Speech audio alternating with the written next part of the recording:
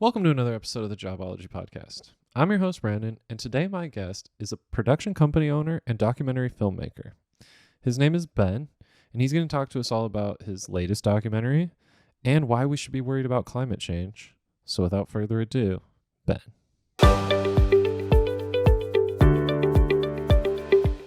Thank you for being with me today, Ben. Thanks for having me, Brandon. I appreciate it. It's been a long time, but it's good to catch up and find out what you're doing nowadays. Little backstory: me and Ben went to college together, so that's how I know Ben, and I'm now going to learn, just like you guys are all going to learn, exactly what he's doing nowadays. So, my first question that I always like to ask is, if you were to say, you know, hey, this is what my job is to somebody you just met, either at a party, a parent, a friend, or whatever, that's like, hey, what are you doing nowadays? How would you describe what you do versus like what's your official title? I describe myself when someone introduces me the first time. I'm a filmmaker. We just make documentary films, and Okay. so um, my official role is senior producer. So Mhm. I also produce documentaries and short form, like hour long shows at PBS. But the majority of my work is in documentary film. So Nice. I've done three documentaries now. Just released my most recent one called The Precipice on PBS, and yeah, I think when people ask them, I'm just like, yeah, I'm a filmmaker. Nice. Okay. That seems like that would be a something everybody would know. Like a lot of times you get Yeah, jobs where you say like, "Oh, I'm a, senior executive assistant director of this and everyone's like, "What the hell does that mean?" Like, I don't know what are you doing? And so exactly. filmmaker, that seems like, oh, okay, most people are going to know what that is. Um, how? Like, how do we get into this? Is this something you've loved since you were a kid? Is this something you found like later in life? Like, what kind of drew you into filmmaking in the first place? Well, I've always loved films, and I was a musician and always thought I wanted to put music to films. So that was in college. Okay. I had gone. I went to Loyola with you in New Mhm. Orleans, and they had a big music business program, and that's what drew me to the university. And I thought I wanted to be a music supervisor, which is the person who picks the soundtracks for films and Oh, incorporates pop culture music into film. And so that would be cool. yeah, it's a cool job, but I worked for as a music supervisor my junior year and my senior year and my first year out of college. So Mhm, the HBO show Treme was being filmed in New Orleans, mhm. and I ended up meeting the music supervisor at this conference during Jazz Fest, and I'd written him an email already, and I was like, "Hey, I want to work for you. You're in New Orleans. I'm in New Orleans. Like, I want to do what you do." Never Yeah. got a reply back. Dang. And then I would go and pretty much stalk him at this conference during Jazz Fest. And I go up to him like, "Hey, my name's Ben. I wrote you an email. Like, I love what you do. I want to, work with you." He's like, "Oh," he's like, "That's awesome. Yeah, I remember your email. I've been meaning to write you back. We actually do paid internships, and you could be my paid intern." And so this is Dang. my senior year of college. I needed an internship, and so I did that with Treme for the second season. Hate is always helpful too. That's always helpful. And then the third season of Treme, I got a full time job. This is the year after college of being the music contracts coordinator, and so I was just dealing with all of the contracts. It was a really interesting show because it was all about live music in New Orleans, and we Nice. recorded live music like every episode. And Oh, so it that's was cool. very hands on the set. Like I'm running around with all these musicians in New Orleans, and but it was like it gave me a first eye experience of like what a production looks like, what a big production looks like, and I was like, this is cool. Yeah. And I started, I would be in on like the producers meetings, like the roundtable meetings with like David Simon and like Anthony Bourdain was our like food consultant and like all these like awesome people around Jeez. this. Yeah, and so Okay. like I'm Dang. sitting at the back of this table like watching all these people talk about the next episode and like where they want to incorporate things. I'm like, actually, that's kind of what I want to do. I want to be like not just the music. I want to incorporate everything into film. The whole shebang. Yep. And then around that same time, on that third season of Treme, I started filming with a buddy of mine, Alex Glustrom, our first documentary on Charity Hospital here in New Orleans, and that took us 6 years. And so it was like after Treme, I worked on that documentary, doing like food service industry stuff and all kinds of other stuff while working on my doc. Released that in 2014, and that kind of just got me going on this film path. Nice. That's I mean, Yeah, that seems pretty, like, I mean, a lot of paths that I hear, like, ways that people get their jobs is like hard work, a little bit of luck, and then being in the right place at the right time. Like, definitely. meeting that person, running into them, being like, "Hey, and then being like, "Oh, yeah, I've been meaning to get back." That kind of like luck situation of hitting that, perfect, Yep. and then just being right place, right time. That kind of, answered my next question too, of like your path to getting it, and getting your job and all that stuff. But like, what kind of are the more like uh mathematical steps behind it? Like, do you just go, "Hey, I'm gonna start up my own thing and put the money up and that's that?" Or is it like you make connections along the way? You said you interned and then Yeah, definitely a lot of connections along the way. So like for my the first documentary I made, as you ask any filmmaker your first film, no one's going to believe you're going to put out something good. Like it's yeah, like everyone doubts it. yeah, And and we met some really incredible people who were connected to the story who wanted to help fundraise the documentary. And so like that connection alone just like helped us make the documentary in the first place. And then we did a huge Kickstarter. This is like when Kickstarter was really big in mm, 2014. We did a mhm, big Kickstarter campaign and raised like $100,000 from like wow, all of the people who just love this story. yeah, And that was all. That was also just through meeting, having connections with people, and being persistent and being like, hey, we're actually doing this. This is actually happening. You should be yeah, involved. Um, but like you know, um, it was it's one of those things where you have to just kind of in terms of being persistent, just keep reaching out to those people and yeah, keep letting them know, hey, this is what I'm doing, and I want you to be a part of it. right. Even if nobody else believes in your idea, you believe in it, so, like, I'm going forward with it. We're doing this. Okay. Yeah, Um Something that I always find fascinating with every job is what's an average day look like? So you could kind of back to the example, like, I use Zookeeper a lot in this sense. Like, I know what a zookeeper does, and we had one on, so now I do know what they do more day to day. But like, in theory, I know what jobs do. But if you said break down hour to hour, what do you think they're doing? I have no idea. Like, I don't right. have any clue.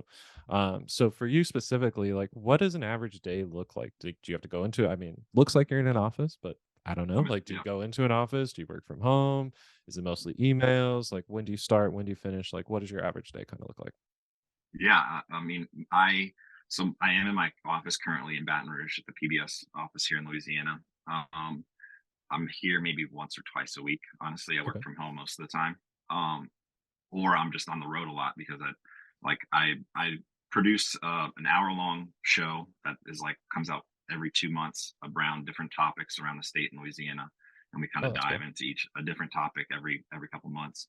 So I produce that show, and I also produce documentaries. So I'm and no day is the same, honestly. Right. Every day is kind of different. That's kind of why I love it. It's a lot of a lot of emails, a lot of calls, a lot of just like pre-interviews with people to get a feel for a story.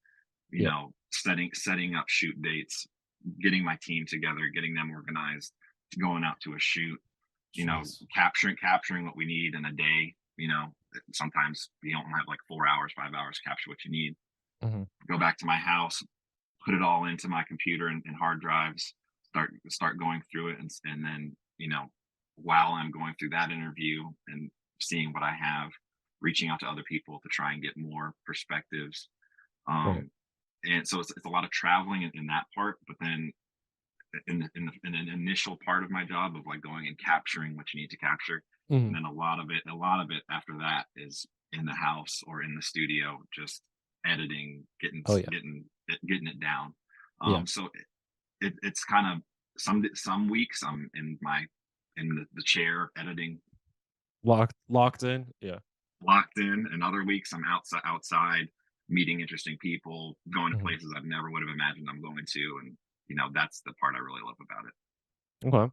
I mean, I have this question set up for later, but it kind of fits here, talking about different topics and coming up with different, especially for the hour-long show when you have to like do different topics around the city, like, or around the state.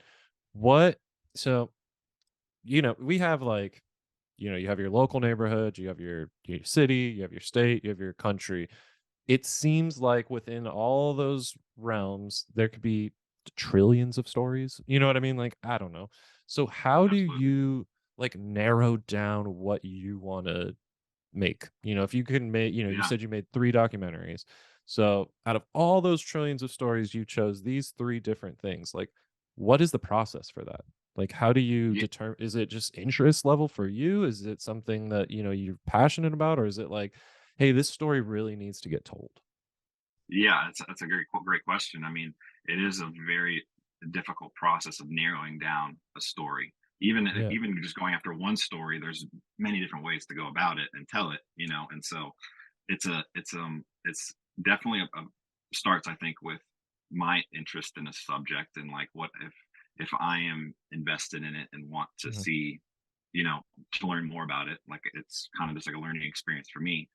um but another part of it is definitely stories that I feel that need to be told, like Gotcha. untold stories that that are either an important part of and the other thing is all of my documentaries have been Louisiana stories. So Okay. there's plenty of stories in Louisiana. Like just it's like a very unique history in the state, very just Yeah. unique state period. And so, you know, going about and figuring out what stories in the state need to be told is hard because there's a lot of them. But I'd say the majority of my documentaries are like either social justice issues, Okay. climate issues, um, Nice. just culture, culture in the state. Sure. So they mostly fall in that kind of realm, but it's definitely a factor of what I'm interested in and what I think a lot of other people might be interested in. Sure. Is it mostly like when you're determining these things, is it like I go out and I do the research, I hunt down the or is it like, hey, somebody told me about this thing that, you know, or somebody came to me and said, I really want a documentary made. Like, how do I, you know, can you help me with this? Like, what would you say is the more likely? I would say it's more likely that someone approaches me and says, "Hey, you should check this out." Now at this Mhm. point, you know, I think a lot of because of my role here at PBS of doing different stories, people have been reaching out to me a lot more. Before it was probably a little more 50-50 of me going out and finding some stories. But like with my most recent documentary, that was just a reference. Someone said, "Hey, this there's this Native American tribe down in Terrebonne Parish that it's a great story. You should check it out." Gave me the contact number for the Mhm. lawyer for the tribe. Called them, talked to them for 2 hours, and I was like, "Yep, this is a story I need to do." Wow. So Okay. you know, it's a kind of back and forth of someone telling me something and then going and like checking in on it and seeing Mhm. is this something that we can do, or me like stumbling on a news article and being like, oh wow, I need to talk to this person, and then Yeah. kind of going it that way. Okay. That makes sense. Do you have any like goals and aspirations is not the right word, but that can kind of explain what I'm thinking here in this question. But like, do you have any goals or aspirations of like, I want to do national stories or I want to do, you know, or is it, are you like, nope, I like Louisiana. I want to stick to Louisiana. This is, No, yeah. I definitely want to branch out eventually and Okay. do some more um, stories outside of the state. But there are just like I said, there's just so many good ones here that it Hmm. works for me now. Yeah. It's a good like portfolio builder. Definitely, and like there's just a lot of different stories you can capture Hmm. in a lot of different realms. And so, after this, and I just released this last one, and I think the next one will be kind of more of a national. Do you know what it is already? Or No, not yet, not yet. I was like, man, we could get a preview here, a little sneak peek. Yeah, All no, right, I'm not fine. sure yet, and that's the other thing. It's like after a there's such a big build up to a release of the film that afterwards it's nice to have like a couple months where you just like okay, sit with it, kind of Yeah. get your compose yourself again, and then kind of go after these stories again. Because a lot of stories Yeah. I do, they're very they're hard hitting, like emotionally, and like there's a lot a lot of emotion in them, and it's kind of Yeah. nice to kind of decompress from that. Yeah, build your serotonin, build your, you know, adrenaline back Get it up because you just depleted exactly, everything. Gotcha. exactly. When you have your own production company, do you like have benefit? Like, is that something perks, benefits? Like, is that something you got to come out of pocket for yourself? Is Yeah, that okay? yeah. I'm coming out. So I was doing. the I've been in this role at PBS for 2 years now. Before this, I was working for the Saints and Pelicans doing video work for them for Nice. like a year and a half.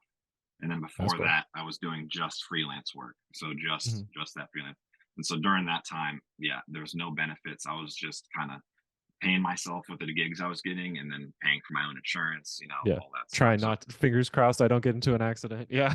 yeah, it was a grind, Okay. definitely. For sure. And it's kind of what drew me to this position was like having benefits, having a stable paycheck, Something, and yeah. still being able to do film work. Nice. That makes a lot of sense actually. I mean, as somebody who doesn't have a job right now and is just doing this, like I totally understand the like coming out of pocket for everything and gotta Yeah, do that grind for a little bit, hopefully not for much longer, but we'll see, maybe this yeah. booms and then I mean, that's the thing is like you just have to believe in it. Like, okay, I'm grinding this out to like to reach this goal of like finding that next job or that next story or whatever it is. And yep. that it's a tough mental issue, but Yeah, it's worth it.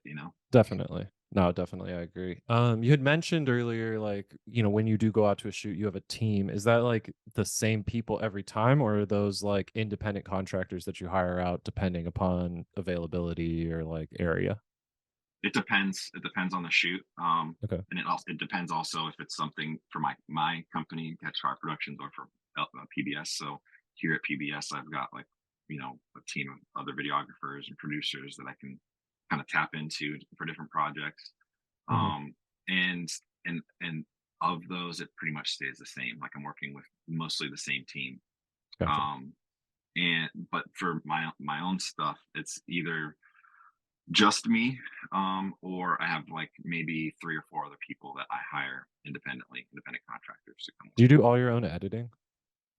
A lot of it, yeah, Ugh, ugh, that's like my yeah, least favorite part of the podcasting. I mean, I this is my favorite part, talking to people, yeah. catching up with people, learning new stuff. But man, when I'm like, okay, now I'm done. Now I got to go to edit. I'm like, oh no, not this That's part exactly how again. I feel. That's exactly how I feel. The fun part is going out in the field and meeting people Uh-huh. and seeing things. Oh yeah, Then coming back and like going through it all is the tedious part. yeah. As soon as I have to close out the spare bedroom slash office door, I'm like, oh, this is not going to be fun. Like Yeah, this is where I close the door and I go, okay, I got to work for a little while, and it's got to actually be work. It can't be just chatting. So yeah, whatever, fine, I guess. yeah. Um, Do you so I remembered what I was gonna ask you. Like, do you have any interest in true crime? Yeah, I do. I mean, I love them. I watch them all the Okay. time. I Same. do love true crime.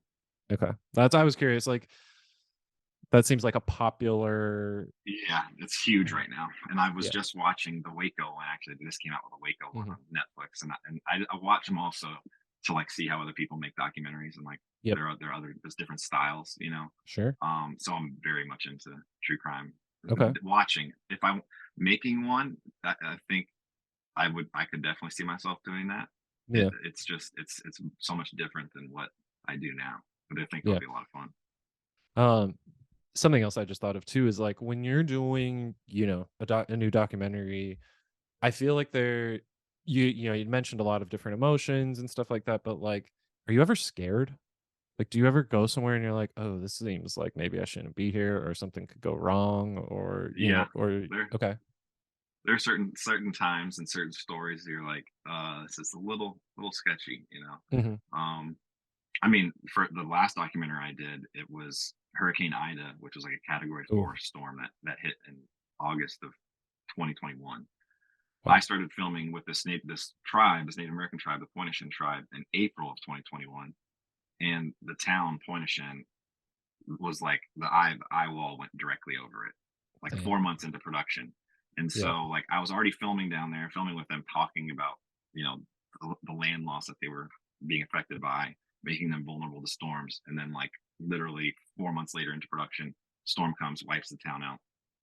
I so then it was like for me, I'm like, you know, not only I had also messed up New Orleans, like it's only 40 Mhm. miles away from New Orleans, so I'm like dealing with my own stuff, but then driving down to Pointe every day, and it was like crazy drives. Like I had to take Mhm. the truck here at LPB, and it was like Mm. it was like going into a war zone, and you know, Yeah. Flood going areas. in the street, going into the street, out of the street, like trying to get down there. Like a what should be an hour and a half drive was like a 3 hour drive, Oof. um, and it was the week after the storm was pretty wild. Yeah. But then I've done other stories. You know, I've worked for Vice a good bit and Mhm. done stories for them down in New Orleans, and they've put me in some pretty interesting situations as I was gonna well. say, Vice usually does some on the Yeah, more, like, edge of safety things, I feel like, so not yeah, not that they're unsafe, but just, like, they no, wanna get that they want to get area the of real story.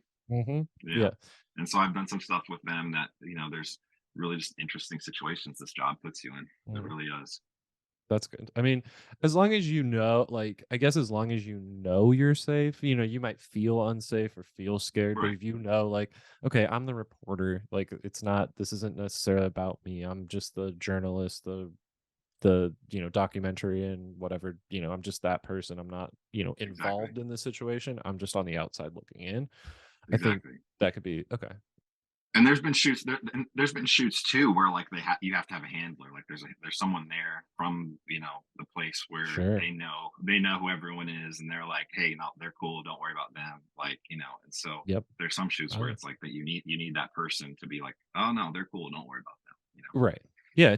And I mean, if you're out there, thinking, "Oh, that's weird. Why would like imagine if somebody wanted to do something, about you or whatever? Like maybe you do want that like liaison in there in between Right. where you go, no, we got it covered. It's like, okay, Yeah. cool. Um, Yeah. do you have any advice like if somebody was saying, "Hey, I'm starting the same role, but either at a different production company or I'm starting my own production company. I know you did. What advice would do you have for me? Do you have like advice that you would give to somebody just starting out in a similar role to you?" I would say organization is key. Like in terms Okay. of like for my job, I have to keep my calendar like crazy organized. I have to keep all my emails organized. I have to keep like footage and storage that is like has to be organized to the T. Yeah. I Um, mean, I wanna pull back the, like, onion a little bit here, and I go something I remember, and you can correct me if I'm wrong, but when we were in college together, your, like, iTunes music library was, yeah, like or, like, you talk organiza it was literally boom, boom, boom, boom, boom, like, mine was, that's like, funny you you down remember that. Yeah, dude, we're downloading from everywhere back then. So like, yeah, you get in like a 19, character, description and you're like, nope, yeah, take that out. And then literally, name, title, artist, like yeah. date I added, did all do that that. stuff. It was like, phew. So when you're like, oh, you got to be organized, like you're talking to somebody that knows organization. like I remember that. I That remember is that. true. That I was definitely very OCD about my Apple playlist for sure. Yep. And I guess yeah, and it's one of those like just file documentation things that I'm Mhm. very on top of. Right. Where if somebody said, hey, I need this, you go, it's right here. 3 clicks Exactly. away. Boom, boom, boom. Yep. Exactly. Like I'll do shoots for someone and like 3 months later they're like, "Oh, I don't have that." And I'm like, "Okay, it's on the drive. Here you go." Like Yep. we're good. And I learned that through mistakes of people coming back and like, "I need this." And I'm like, I can't Ooh, find it, I you don't know? have it either. Yeah. Yeah, exactly. Okay. And so organization for sure, but also just a belief in your creativity, Yeah. in like in your storytelling. There's been a lot of times where I've gotten pushback, whether it was either from an assistant director or my editor or executive producer, and they're like, "Take that out." And I'm like, "No, this is like part of the story that I want to tell." Mhm. In that capacity, but also in the capacity of just believing in what you're doing and like Right. if believing in your talents, like I was saying with the first film, not a lot of people believed in us and were like, "Oh, what are these guys doing making this film about this hospital in New Orleans?" And it ended up being like we won a bunch of awards for it. It catapulted our Nice. careers, and we just believed in it. We were like, this is something that can be bigger than us. We can make something bigger than us, Yeah. and we and believing in it, I think, helped us actually get to the finish line and making it happen. Right. What does that feel like? Like when you finally finished and you're done and you're like, okay, here's the documentary ready to present. Like, is it more, nervousness? Like, is this going to get Yeah, received well? Or is it more like definitely. excitement? Nerves for sure. Okay. Okay. Very, very like the last one I did. Like I screened it for the Tribe before it was broadcast, and that was like a very very nervous Like, of like, okay, what is it like? I'm telling your story, like tell like here you go, here's your story. Tell me if I got it right, you know. And they all were very happy with it. nice. Then like my first documentary, you know, it's about this the oldest hospital in New Orleans, and there's a lot of people. It's a very renowned hospital across the world, and a lot of people have worked there. A lot of people Mhm. have trained there, and so the first screening we had was for anyone who worked at the hospital, and we had the Joy Theater in New Orleans, packed it to the brim, 700 people, 800 people, all the people who worked at the hospital. And me and my buddy who made the film were just like sitting in the back, like nervous as it's like starting. Yep. Are they gonna clap at the end? Are they not? Like, Exactly, and people were crying, like, during the film, people were crying, they're laughing, they're yelling at the screen, and we're like me and him are just looking at each other like, "Okay, I think they're liking it," this and is a then good reception, yeah. film ends, standing ovation, and we're like, "Oh," Nice. and that is, like, the best feeling, you know, it's like, Yeah. "Okay, Because if it's just dead we silent after and everybody's like, you're like, "Oh, yeah, no. what was Oh, that?" no." Yeah. Yeah. Oh, Exactly, no. Okay. yeah. So it's a lot of nerves and then a lot of relief Nice. once it's received, yeah. Once it's done, yeah. And then Yeah. I'm sure, like, you had kinda mentioned, like, that lull period afterwards where you're like, "Okay, we're done, can take a breather," but, like, after it's out, there's gotta be a lot of, like, Yeah. either emails coming in of, like, people wanting now to do different things with you because they saw this and they go, "That sounds great," or questions on it, or, all different Definitely. kinds of, like so, lull, it seems like, maybe not the Yeah, right word, but that's very true. okay, just like a not And, actively like filming period.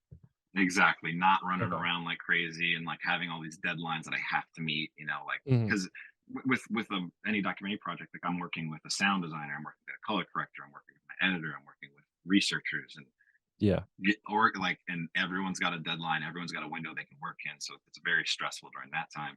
But, like, now it's out, it's done, but at the same time, we're searching for national distribution, so I'm still reaching out to a bunch of national distributors, Mhm. working on grants to keep this like educational distribution deals, and so it definitely still continues. It's just not the deadline, hard deadline Right. kind of stress that it Like is staying before. up all night, yeah, working okay, gotcha, that makes sense. Exactly.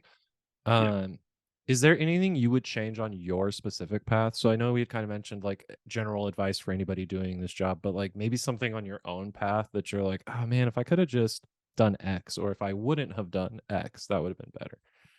Yeah. I think earlier on in my career, I just was um not as dedicated to it Mhm. as I am now. And like I think, you know, like anything, you just have to put in the time. And like there's a lot of mistakes in past films, and like you'll watch them again years later, and you know, you're like, oh man, I wish I should have.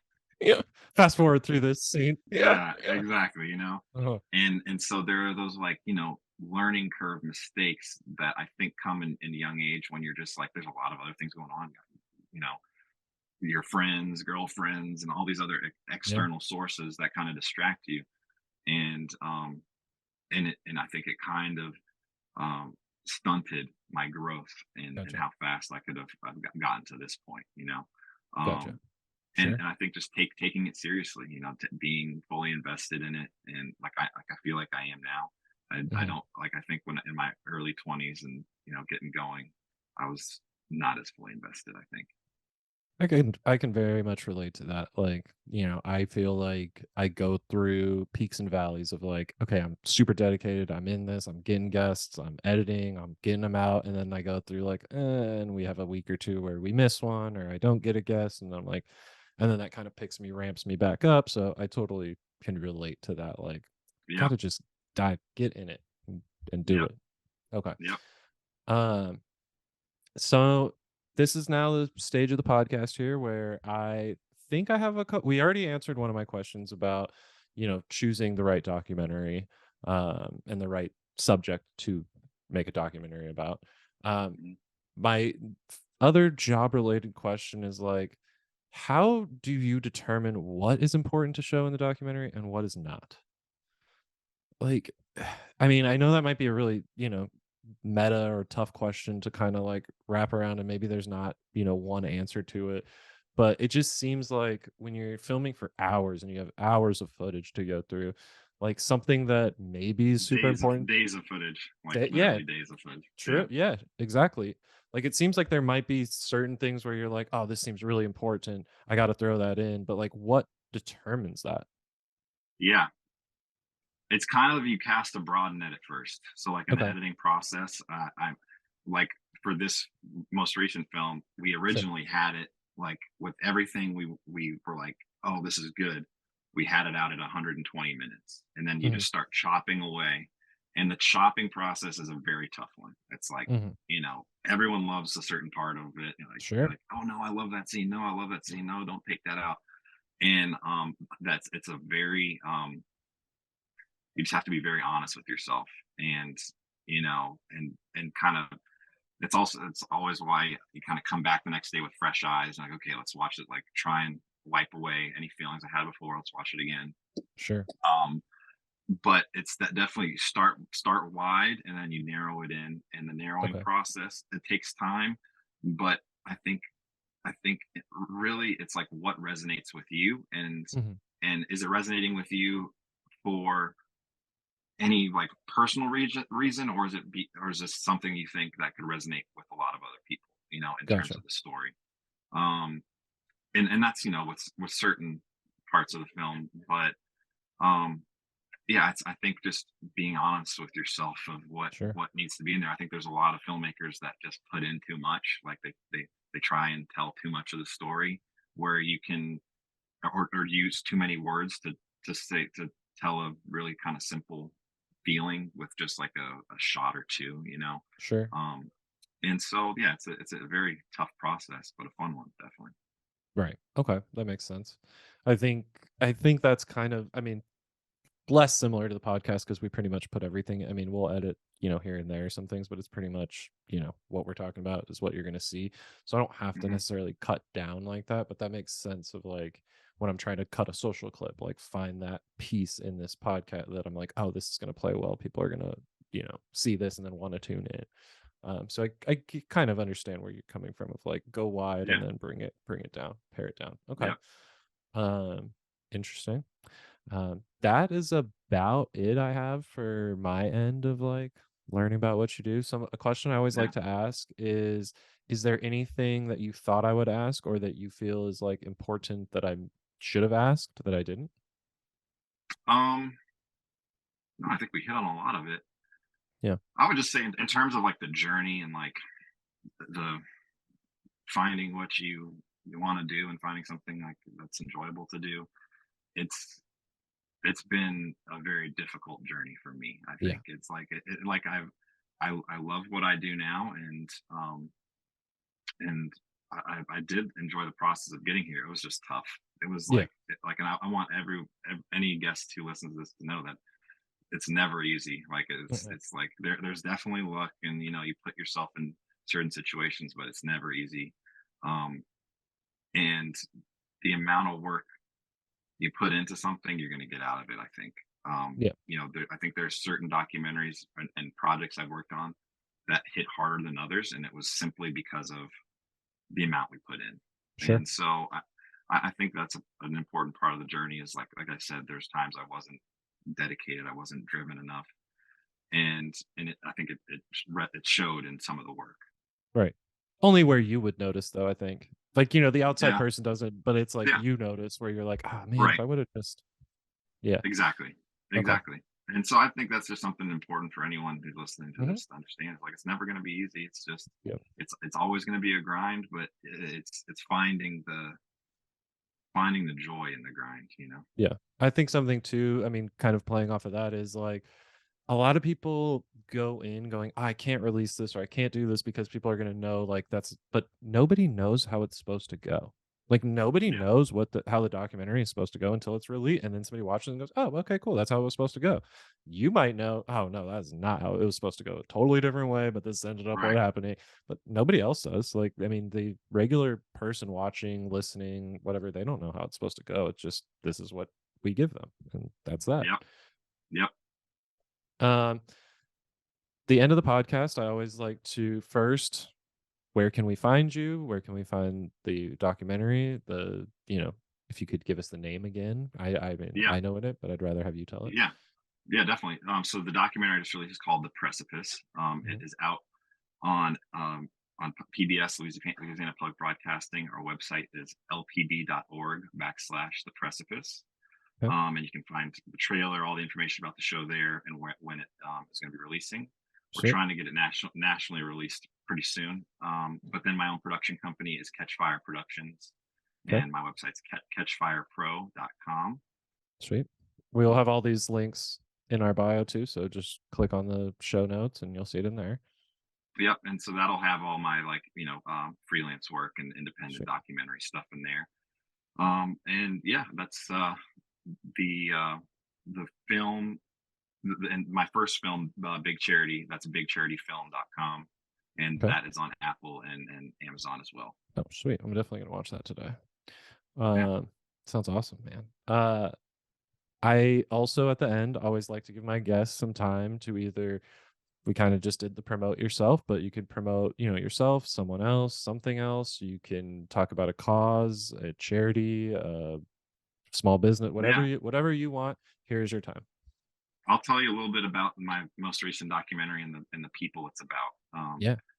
The Precipice is about a Native American tribe called the Pointe-au-Chien Indian tribe that are down at the bottom of the boot in Louisiana, as close to the Gulf of Mexico as you can get, and they're living on the fastest eroding basin in the United States. And Mm. so their land is just disappearing every year. They're a French-speaking Native American community, all a bunch of fishermen. They all shrimp and crab, and they Okay. all so there. It's a fishing community on the bayou, and it's a very unique culture that we're at risk of losing. And um, so my film kind of dives into that culture of who the tribe are, but also the the causes of the land loss and why this tribe is on the brink of losing their land. So I think it's a film that is it's called The Precipice because it's about not only this tribe being on the precipice of holding on to their land or losing their land, but us as a country being on the precipice of either figuring out climate change or not. Mhm. And if we can't, in this small little town of 800 Native Americans, if we can't solve that problem and help that town, then it's only going to come for bigger towns and bigger cities. And so I think Right. it's a film that will resonate with a lot of people, and I hope you guys can watch it. Yeah, I mean, I'm so excited. Once it is released, we'll make another, social post about the national release where people can go find it. But man, it sounds very interesting. And I think that is a topic that, you know, climate change is polarizing. Obviously Yeah, some people I think it shouldn't be. I mean, it's got yeah, it's getting less. politicized. Yeah, yeah, Yeah, but I mean, I am you can turn it off if you want, but I'm a believer that it's happening and we got to figure out, ways to either adjust to it or adjust ourselves to stop the causes of this. the Yeah, inevitable. Yeah, yeah, to kind of try and pause, halt it. yeah. But yeah, I mean, I think that's something that is definitely something that people need to watch and reconsider and look at a little bit more science Yeah, behind. and that's what I was hoping this film does is it kind of personalizes it and it shows Mhm. you the front line of climate change. Like this is what it really looks like to be on the front line of it. And I'm Yeah. hoping the film personalizes it for people to be like, oh yeah, that it's coming, it's here, you know. Yeah. So Well, yeah, we'll we can see. Mother Nature doesn't stop for anybody. Like, That's right. That's right. well, I really appreciate your time, man. I know that it's important, and I know that your time is very valuable. So I appreciate you taking time to do this for me, and I hope you have a great rest of your day. I appreciate it, man. It was fun talking with you and getting to tell you about a little bit about more of what I do. Well, that's it for another episode of the Jobology podcast, and thanks, Ben, for taking the time out of your day to do that for me. Before I let you guys go, a couple quick reminders. Please make sure you like, subscribe, and follow at Jobology Podcast on all major social media platforms, and check us out on TikTok. We're trying to grow our following. Like we say to end every episode, make good choices.